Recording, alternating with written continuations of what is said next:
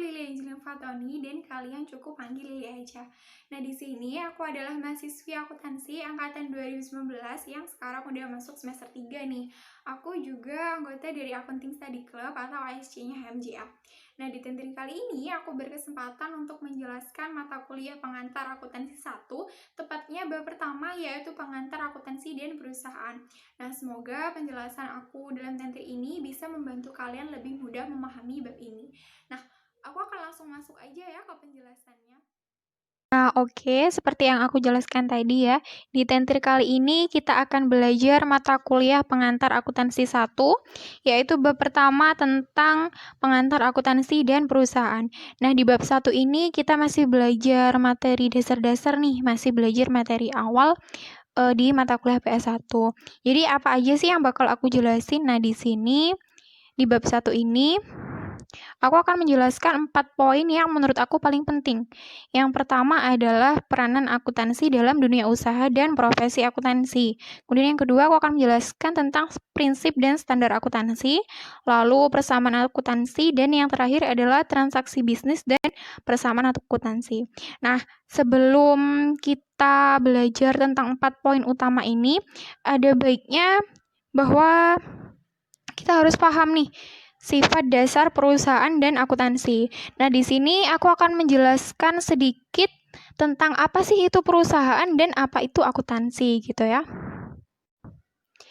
Nah, jadi perusahaan itu adalah tempat terjadinya kegiatan produksi yang bertujuan mencari keuntungan. Jadi, usaha atau perusahaan itu adalah suatu organisasi dengan sumber daya dasar. Nah, sumber daya dasar ini kita sebut sebagai input. Input ini seperti bahan baku, tenaga kerja, dan lain-lain.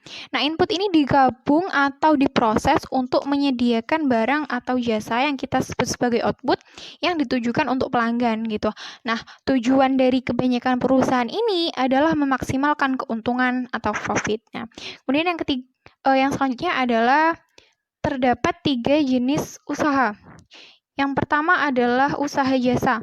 Jadi usaha jasa itu usaha yang menyediakan jasa untuk pelanggan. Misalnya nih penyedia jasa transportasi seperti Garuda Indonesia gitu. Kemudian yang kedua adalah usaha dagang. Nah, usaha dagang ini menjual produk yang diperoleh dari pihak lain ke pelanggan. Misalnya, contohnya minimarket seperti Alfamart dan Indomaret. Kemudian yang ketiga adalah usaha manufaktur. Nah, di sini usaha ini mengubah input dasar menjadi produk yang dijual ke pelanggan. Misalnya, perusahaan Indofood atau Wings Food seperti itu. Nah, setelah kita paham bahwa perusahaan itu seperti itu dan sifat dasarnya seperti itu, kita mulai memasuki materi apa sih akuntansi itu gitu. Nah, gampangnya ya, akuntansi itu adalah sebuah bahasa bisnis. Jadi, akuntansi itu sebuah bahasa bisnis karena apa? Karena melalui akuntansilah informasi bisnis yang tadi itu bisa dikomunikasikan kepada para pemangku kepentingan gitu. Nah, akuntansi itu dapat diartikan sebagai sistem informasi yang menyediakan laporan untuk para pemangku kepentingan mengenai aktivitas ekonomi dan kondisi perusahaan gitu. Jadi, sederhananya akuntansi ini adalah cara pelaporan segala aktivitas ekonomi dan kondisi perusahaan kepada pemangku kepentingan, seperti itu. Nah, setelah kita paham apa itu sifat dasar perusahaan dan akuntansi, sekarang kita akan mulai masuk belajar ke materinya langsung. Jadi, sekarang aku akan menjelaskan tentang peranan akuntansi dalam dunia usaha. Jadi, peran akuntansi dalam bisnis itu adalah akuntansi itu memberikan informasi untuk digunakan oleh manajer dalam menjalankan operasi perusahaan. Nggak hanya untuk manajer nih, akuntansi juga memberikan informasi untuk pihak-pihak lain yang berkepentingan dalam menilai kinerja dan kondisi ekonomi perusahaan. Jadi sederhananya, akuntansi itu memberikan segala informasi penting untuk digunakan oleh pihak-pihak yang berkepentingan dalam perusahaan. Nah, bagaimana akuntansi melakukan hal itu? Jadi, akuntansi itu menyediakan informasi bagi para pemangku kepentingan dalam perusahaan itu melalui proses sebagai berikut. Nah, yang pertama adalah mengidentifikasi. Jadi, pertama-tama adalah mengidentifikasi siapa aja sih pemangku kepentingan. Kemudian yang kedua adalah menilai kebutuhan. Jadi, setelah diidentifikasi harus dinilai nih kebutuhan masing-masing pemangku kepentingan. Dan yang ketiga adalah merancang sistem informasi. Jadi, di sini harus merancang sistem informasi akuntansi untuk memenuhi kebutuhan pemangku kepentingan. Yang keempat adalah mencatat data ekonomi mengenai aktivitas dan peristiwa-peristiwa perusahaan seperti itu. Dan yang terakhir adalah menyiapkan laporan. Nah, laporan akuntansi ini lah yang dibutuhkan untuk memenuhi kepentingan dari pihak-pihak yang bersangkutan gitu. Jadi, para pemangku kepentingan ini tinggal melihat, tinggal memproses laporan akuntansi yang merupakan kesimpulan dari berbagai macam aktivitas ekonomi dalam perusahaan seperti itu. Tapi siapa aja sih pemangku kepentingan? Nah, di sini aku akan menjelaskan bahwa pemangku kepentingan itu ada dua kelompok. Yang pertama adalah internal. Jadi, pemangku kepentingan internal ini terikat secara langsung dalam mengelola dan mengoperasikan bisnis, meliputi manajer dan karyawan. Nah, area akuntansi yang menyediakan informasi bagi pemangku kepentingan internal ini disebut sebagai akuntansi manajerial atau manajemen. Nah, tujuan dari akuntansi manajerial ini adalah menyediakan informasi yang relevan dan tepat waktu untuk memenuhi kebutuhan pihak manajer dan karyawan dalam pengambilan keputusan gitu. Nah, biasanya nih, informasi akuntansi di sini tuh seringkali bersifat sensitif dan tidak didistribusikan ke pihak eksternal. Nah, kemudian yang kedua adalah pemangku kepentingan eksternal. Nah, pemangku kepentingan eksternal ini lainnya, sebaliknya dari internal. Jadi tidak terlibat secara langsung dalam mengelola dan mengoperasikan bisnis. Contohnya nih meliputi investor, kreditor, konsumen, dan pemerintah. Nah, area akuntansi yang menyediakan informasi untuk pemangku kepentingan eksternal adalah akuntansi keuangan. Tujuan dari akuntansi keuangan adalah menyediakan informasi yang relevan dan tepat waktu untuk kebutuhan pengambilan keputusan bagi pemangku kepentingan yang tidak terlibat secara langsung di dalam bisnis tadi. Contohnya nih, laporan keuangan mengenai operasi dan kondisi bisnis itu bermanfaat kan bagi bank dan kreditur lainnya dalam memutuskan untuk memberikan pinjaman atau tidak, seperti itu. Nah, sekarang aku akan menjelaskan tentang profesi akuntansi. Jadi, kan informasi akuntansi itu sangat berperan penting bagi berbagai bisnis nih. Nah, jadi semakin banyak bisnis yang menyadari hal ini, maka semakin besar pula nih peluang bagi profesi akuntansi. Tapi sebenarnya profesi akuntansi itu apa? Profesi akuntansi itu merupakan semua bidang pekerjaan yang mempergunakan keahlian di bidang ekonomi. Tapi sebenarnya kapan sih bisa disebut sebagai akuntan? Nah, aku akan menjelaskan bahwa yang bisa disebut sebagai akuntan atau yang mempunyai hak menggunakan gelar akuntan adalah mereka yang mempunyai ijazah akuntan. Nah, yang dimaksud dengan ijazah akuntan ini adalah kayak ijazah yang diberikan oleh suatu universitas gitu ya, yang diakui oleh pemerintah yang bertujuan sebagai tanda bahwa pendidikan akuntan pada badan perguruan tinggi tersebut sudah diselesaikan dengan baik gitu. Nah, ijazah yang diterima setelah lulus dalam suatu ujian lain guna melaksanakan pekerjaan akuntan itu juga bisa disamakan dengan ijazah akuntan gitu.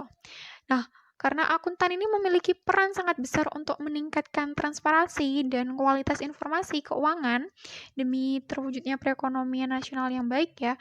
Nah, dalam tugas profesionalnya, akuntan itu dituntut untuk mematuhi kode etik profesi. Nah, akuntan harus menaati kode etik profesinya. Kode etik profesi itu apa? Kode etik profesi itu merupakan kaidah-kaidah yang menjadi landasan bagi eksistensi profesi dan sebagai dasar terbentuknya kepercayaan masyarakat.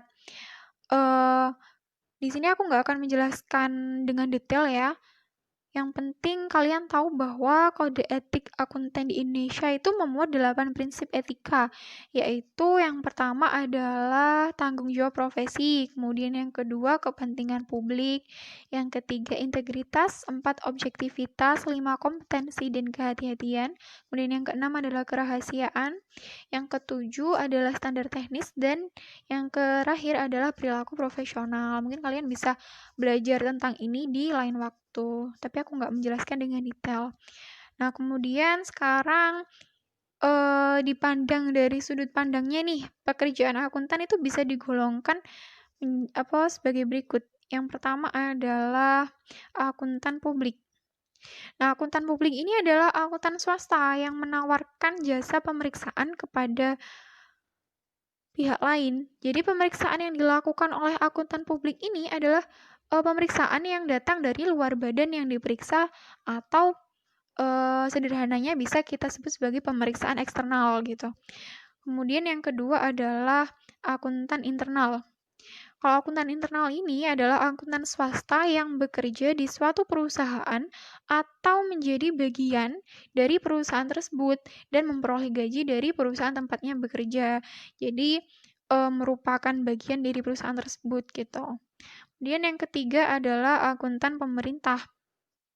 Nah, akuntan pemerintah ini akuntan yang bekerja atau bertugas di perusahaan-perusahaan milik negara. Contohnya nih, seperti di bank-bank milik pemerintah dan lain sebagainya. Kemudian yang keempat adalah akuntan pendidik. Nah, akuntan pendidik ini bekerja di sektor-sektor pendidik. Misalnya nih, bekerja di universitas, sekolah, dan lain sebagainya yang berhubungan dengan dunia pendidikan. Sebenarnya masih banyak banget pilihan profesi akuntansi ini, apalagi kalau kita masuk ke akuntan swasta, tuh masih banyak pilihannya. Tapi mungkin kalian bisa pelajari ini di lain waktu gitu. Nah, sekarang setelah aku memberikan penjelasan tentang poin 1, kita akan beralih ke poin yang kedua, yaitu prinsip akuntansi. Nah, jadi prinsip akuntansi ini merupakan dasar. Gampangnya seperti itu, merupakan dasar atau acuan dalam melaksanakan proses akuntansi. Karena apa? Karena dalam menghasilkan laporan keuangan yang valid dan akurat, para akuntan itu harus menjalankan proses akuntansi itu dengan baik, dengan terstruktur, dan sesuai prosedur. Nah, maka dari itu, prinsip akuntansi ini ada untuk menciptakan kesesuaian antara pengguna akuntansi satu dengan yang lain, seperti itu. Sehingga informasi keuangan yang dihasilkan nantinya itu dapat diperbandingkan dan memenuhi kebutuhan dari para pengguna informasi gitu. Nah, selain itu, selain agar dapat diperbandingkan, laporan keuangan yang merupakan output akuntansi itu haruslah bisa dibaca dan dipahami oleh semua pihak. Nah, karena itu perlu ada penyeragaman. Jadi, prinsip akuntansi ini ada karena para akuntan itu perlu penyeragaman pada prosedur akuntansi untuk memudahkan pengguna informasi akuntansi. Jadi dibuatlah prinsip itu seperti itu. Nah, yang perlu diketahui juga adalah fakta bahwa beda negara maka beda pula prinsip akuntansinya gitu. Di Indonesia ini prinsip akuntansi diatur oleh IAI atau Ikatan Akuntansi Indonesia gitu, yang yaitu badan yang mengatur peraturan dan kebijakan akuntansi yang berlaku di Indonesia. Nah, prinsip-prinsip yang perlu kita ketahui kurang lebih itu ada 10. Yang pertama adalah prinsip entitas ekonomi. Nah, prinsip ini diartikan sebagai prinsip kesatuan entitas atau bisa gampangnya ya sebagai konsep kesatuan usaha gitu. Jadi dengan kata lain, akuntansi itu menganggap bahwa perusahaan itu merupakan sebuah kesatuan ekonomi yang berdiri sendiri dan terpisah dengan entitas ekonomi lain, bahkan terpisah dengan pribadi pemiliknya gitu. Jadi, akuntansi itu membedakan seluruh pencatatan transaksi, baik kekayaan maupun kewajiban perusahaan dengan pribadi pemilik perusahaan gitu. Kemudian yang kedua adalah prinsip periode akuntansi. Nah, di prinsip periode akuntansi atau prinsip kurun waktu ini, maksudnya penilaian dan pelaporan keuangan perusahaan itu dibatasi oleh periode waktu tertentu. Misalnya nih, sebuah perusahaan menjalankan usahanya itu berdasarkan periode akuntansi. Jadi, mulai pada tanggal 1 Januari hingga tanggal 31 Desember gitu. Dan yang ketiga adalah prinsip biaya historis. Nah, prinsip ini tuh mengharuskan setiap barang atau jasa yang diperoleh itu dicatat berdasarkan semua biaya yang dikeluarkan dalam mendapatkannya gitu. Kemudian yang keempat adalah prinsip satuan moneter. Nah, di prinsip ini pencatatan transaksi itu hanya dinyatakan dalam bentuk mata uang dan tanpa melibatkan hal-hal non-kualitatif. Jadi semua pencatatan itu hanya terbatas pada segala yang bisa diukur dan dinilai dengan satuan uang gitu. Kemudian yang kelima adalah prinsip kesinambungan usaha. Nah, di prinsip ini kita harus menganggap bahwa sebuah entitas ekonomi atau bisnis itu akan berjalan secara terus-menerus atau berkesinambungan tanpa ada pembubaran atau penghentian kecuali terdapat peristiwa tertentu yang bisa menyanggah gitu. Misalnya ada kecelakaan yang nggak bisa kita prediksi gitu. Kemudian yang keenam adalah prinsip pengungkapan penuh. Kemudian yang ketujuh adalah prinsip pengakuan pendapatan, yang kedelapan prinsip mempertemukan, yang kesembilan adalah prinsip konsistensi, dan yang kesepuluh adalah prinsip materialitas.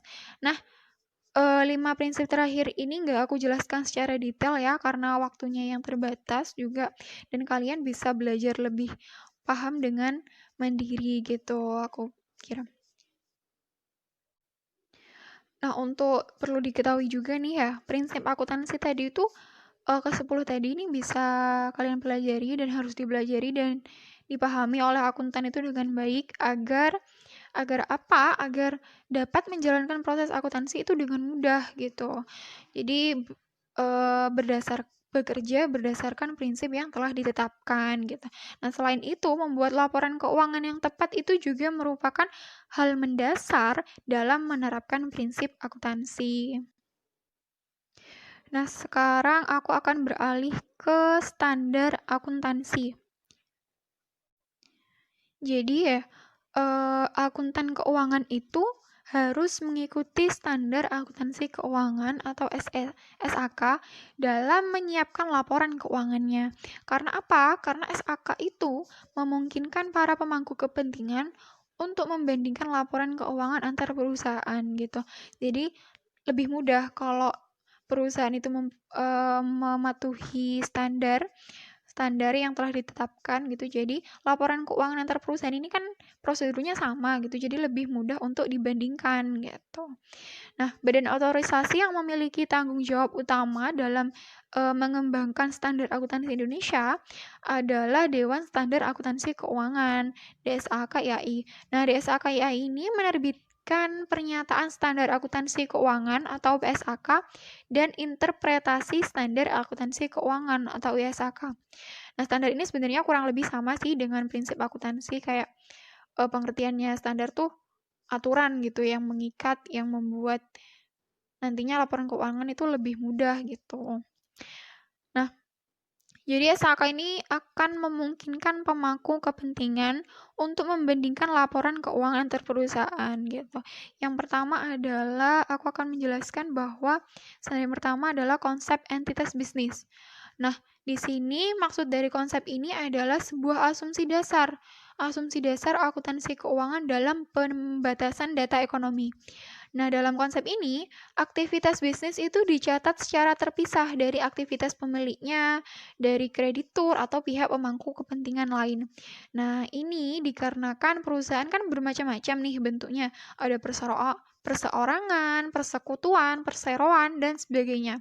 Nah, maka dari itu butuh konsep ini agar pencatatan aktivitas bisnis itu tidak tercampur dengan pribadi pemilik, seperti itu. Kemudian yang kedua adalah konsep biaya. Nah, konsep biaya ini adalah asumsi di mana jumlah suatu pos laporan keuangan itu dicatat sebesar biaya perolehan yang meliputi harga beli dan semua biaya sampai pos tersebut siap digunakan. Nah, konsep biaya ini meliputi dua konsep penting akuntansi yang lain, yaitu yang pertama adalah konsep objektivitas, yang mengharuskan pencatatan dan pelaporan akuntansi itu didasarkan pada bukti yang objektif gitu. Jadi nilai akhir yang dilaporkan itu adalah harga yang benar-benar disepakati pada akhirnya. Jika jumlah yang dicatat itu selalu naik turun mengikuti tawaran, penilaian, dan sebagainya, maka laporan akuntansi itu kan menjadi tidak stabil dan tidak bisa diandalkan gitu. Jadi harus benar-benar mengikuti nilai yang objektif. Kemudian yang kedua adalah konsep unit pengukuran. Nah, di konsep ini mengharuskan pencatatan itu dilakukan dalam satuan mata uang. Kenapa? Karena hal ini dilakukan karena uang itu adalah unit pengukuran yang umum digunakan untuk keseragaman pelaporan data keuangan gitu. Jadi nanti mempermudah aja. Jadi semuanya tuh harus dilakukan dalam satuan mata uang pencatatannya gitu. Nah, setelah aku menjelaskan poin penting yang kedua tentang prinsip dan standar akuntansi, sekarang kita akan masuk ke poin yang ketiga, yaitu persamaan akuntansi. Nah, di materi persamaan akuntansi ini kita mulai masuk ke dalam materi perhitungan nih. Pembukaannya adalah dengan mempelajari persamaan akuntansi terlebih dahulu. Nah, oke, pertama-tama aku akan menjelaskan dulu nih bahwa apa sih aset itu, apa sih liabilitas itu, dan apa ekuitas itu gitu. Jadi yang pertama, sumber daya yang dimiliki atau dikendalikan perusahaan itu disebut aset. Atau mungkin kata yang lebih sering ditemui itu adalah harta gitu ya. Jadi aset ini meliputi banyak hal, yaitu kas, tanah, gedung, peralatan, perlengkapan, dan lain-lain yang intinya adalah harta-harta yang dimiliki oleh perusahaan gitu. Jadi ini gampangnya adalah aset itu apa? Aset itu harta atau sumber daya yang dimiliki oleh perusahaan. Kemudian yang kedua adalah liabilitas. Sebelumnya perlu diketahui bahwa hak atau klaim atas aset itu atas harta biasanya dibagi berdasarkan dua jenis pemilik. Yang pertama adalah hak kreditur, yang kedua adalah hak pemilik. Nah, hak kreditur ini mencerminkan utang-utang perusahaan atau kewajiban yang harus dibayarkan oleh perusahaan dan disebut sebagai liabilitas atau hutang. Jadi hutang ini adalah haknya kreditur. Jadi perusahaan tuh harus bayar gitu. Kemudian sedangkan hak pemilik itu disebut sebagai ekuitas atau modal yang dimiliki si pemilik gitu. Jadi di sini modal ini adalah hak dari pemiliknya. Kemudian perlu pemahaman banget nih juga bahwa persamaan akuntansi itu merupakan dasar sistem akuntansi semua perusahaan. Jadi kita harus benar-benar paham tentang persamaan ini agar kedepannya bisa lebih mudah dalam belajar akuntansi. Nah, setelah paham pengertiannya aset itu apa, liabilitas itu apa, dan ekuitas itu apa, sekarang kita harus tahu persamaan akuntansi yang melibatkan ketiga hal ini tuh seperti bagaimana gitu. Nah, persamaan akuntansinya adalah nih, aset itu sama dengan liabilitas ditambah dengan ekuitas. Nah, persamaan inilah yang disebut dengan persamaan akuntansi. Liabilitas itu biasanya disebutkan sebelum ekuitas pemilik dalam persamaan akuntansi itu karena kreditur itu memiliki hak pertama atas aset. Nah, persamaan akuntansi ini merupakan dasar sistem akuntansi semua perusahaan dari usaha terkecil seperti toko kelontong sampai perusahaan besar pun menggunakan persamaan akuntansi. Nah, untuk lebih mudah memahami persamaan akuntansi ini aku beri ilustrasi gampangnya. Misalkan dalam laporan keuangan perusahaan gudang garam, tertera jumlah seluruh liabilitasnya dalam laporan keuangan adalah 25.498.000. Nah, jumlah ekuitasnya dalam laporan keuangan adalah 38.007.000. Maka dari itu, jumlah aset pada laporan keuangan pastilah 63.505.000. Nah, jumlah aset pada laporan keuangan ini pasti dan harus sama dengan jumlah liabilitas dan ekuitas jika dijumlahkan. Hal ini juga berlaku jika ingin mengecek jumlah liabilitas maupun ekuitas. Yaitu misalnya ekuitas itu didapat dari total aset yang dikurangi liabilitas gitu. Jadi persamaan ini adalah persamaan mutlak, persamaan dasar gitu ya, yang emang benar-benar harus kalian pahami gitu. Nah, sekarang aku akan menjelaskan tentang poin terakhir nih tentang transaksi bisnis dan persamaan akuntansi. Jadi, sebenarnya transaksi bisnis itu apa? Nah, semua aktivitas atau kondisi ekonomi yang secara langsung mengubah kondisi keuangan entitas atau secara langsung itu mempengaruhi hasil operasionalnya. Nah, disebut transaksi bisnis. Jadi, semua transaksi bisnis itu dapat dinyatakan sebagai perubahan elemen dalam persamaan akuntansi gitu. Nah, mudahnya adalah aktivitas ekonomi yang mengubah kondisi keuangan entitas itu kita sebut sebagai transaksi bisnis. Nah, semua transaksi bisnis dapat dinyatakan sebagai perubahan elemen dalam persamaan akuntansi gitu. Jadi berbagai transaksi dalam perusahaan itu dapat dicatat dalam perubahan-perubahan 3 elemen dasar persamaan akuntansi atau saling mempengaruhi dan berubah karena adanya transaksi tadi gitu. Jadi 3 elemen dasar aset, liabilitas, ekuitas itu dapat berubah atau dapat saling mempengaruhi gitu ya karena adanya transaksi bisnis. Nah, untuk lebih mudah memahami bagaimana jalannya transaksi bisnis dalam mempengaruhi elemen-elemen dasar persamaan akuntansi, aku akan beri ilustrasi singkat tentang transaksi bisnis di Sunshine Solution. Nah, gini. Jadi, Mr. Sunshine ini atau pemilik Sunshine Solution ini memulai usahanya pada kita anggap aja 1 April deh, 1 April 2018 gitu. Nah, Sunshine Solution ini adalah perusahaan perseorangan yang dikelola Mr. Sunshine yang bergerak misalnya di bidang penyedia jasa deh, penyedia jasa desain digital untuk individu maupun kelompok usaha gitu. Nah, aku akan beri contoh sedikit transaksi yang terjadi di Sunshine Solution sebagai berikut.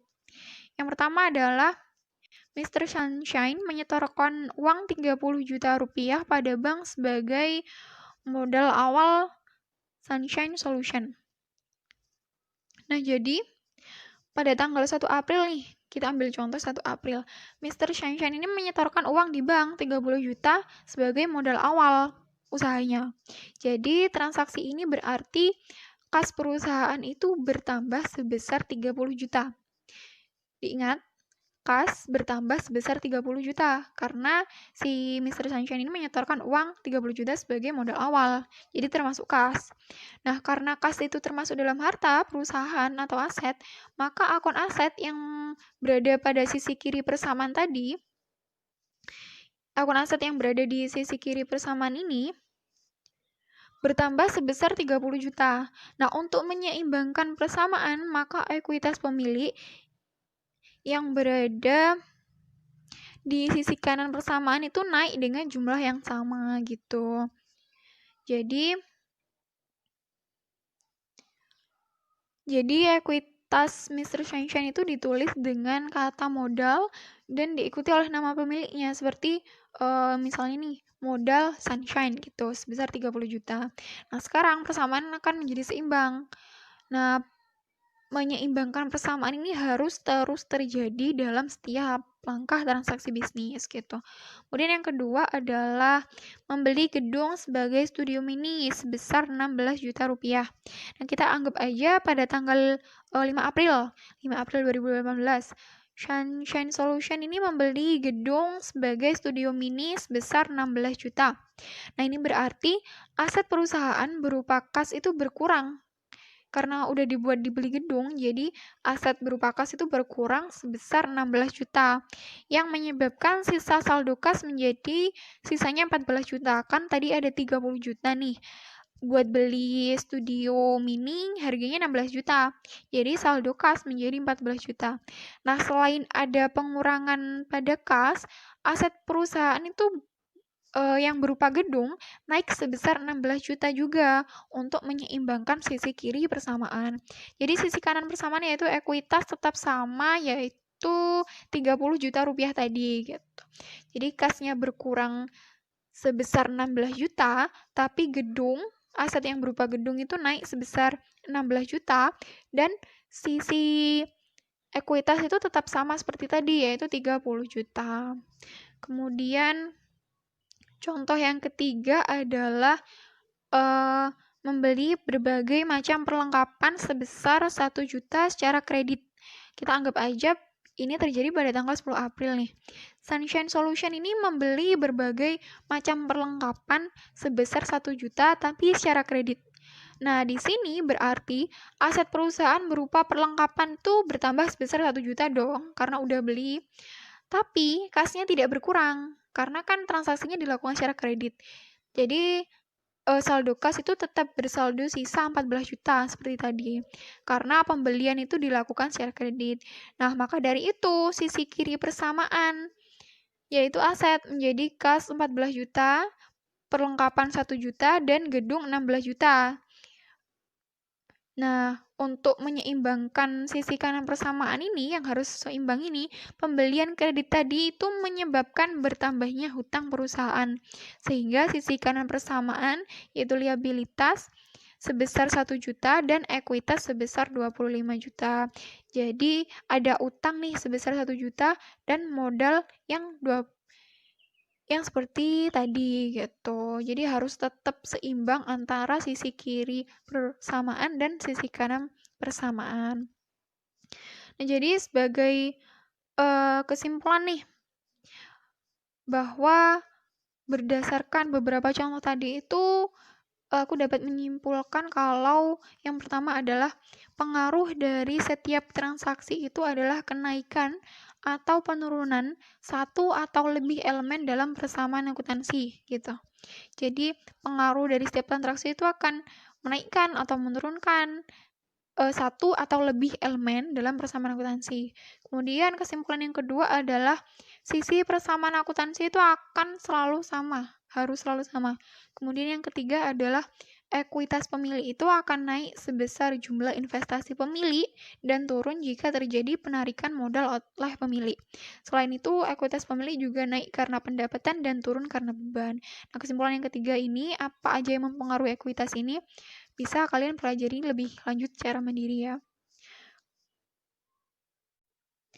Nah, jadi setelah aku menjelaskan 4 poin dalam bab 1 ini, sekarang aku akan memberikan penjelasan tambahan tentang laporan keuangan.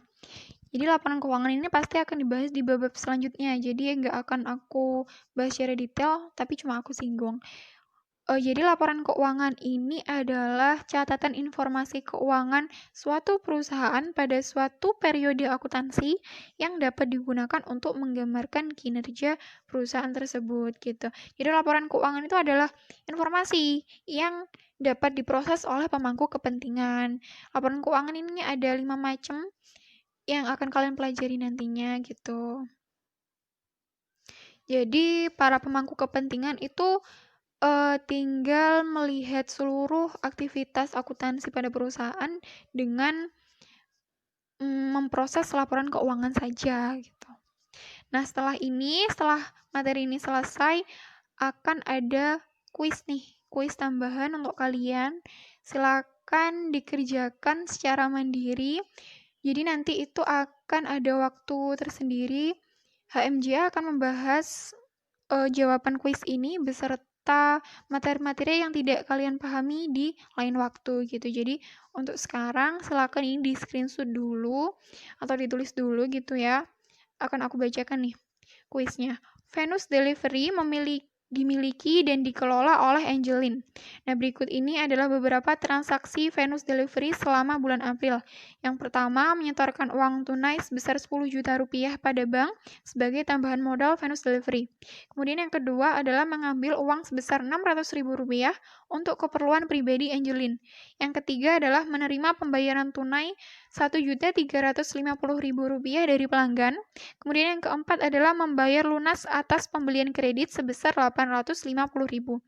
Nah, pertanyaannya adalah tunjukkan pengaruh dari setiap transaksi tersebut, 4 transaksi ini, terhadap elemen persamaan akuntansi, aset, liabilitas, dan ekuitas tadi. Juga tolong sebutkan akun apa saja yang terpengaruh. Jadi bertambah, berkurang, atau naik turun bersamaan dengan nominalnya. Seperti yang aku jelaskan di ilustrasi Sunshine Solution tadi. Apa aja akun yang dipengaruhi, naik turunnya, dan berapa gitu. Silakan ini dikerjakan untuk tambahan materi dan nanti akan dibahas di lain waktu. Sekian tentir dari aku kali ini tentang mata kuliah pengantar akuntansi 1, bab yang pertama tentang pengantar akuntansi dan perusahaan. Terima kasih banget yang udah mau mendengarkan dan semoga penjelasan aku bisa membantu kalian lebih mudah memahami bab 1, bab dasar ini dengan baik ke depannya gitu. Mohon maaf bila ada kesalahan dalam penjelasan materi yang aku sampaikan. Terima kasih. Sekian aja tentir kali ini. Semoga penjelasan aku tentang bab pertama dari matkul PA1 tadi bisa bermanfaat untuk kalian. Sekian dari aku. Mohon maaf bila banyak kesalahan dalam penjelasan yang aku berikan. Wassalamualaikum warahmatullahi wabarakatuh.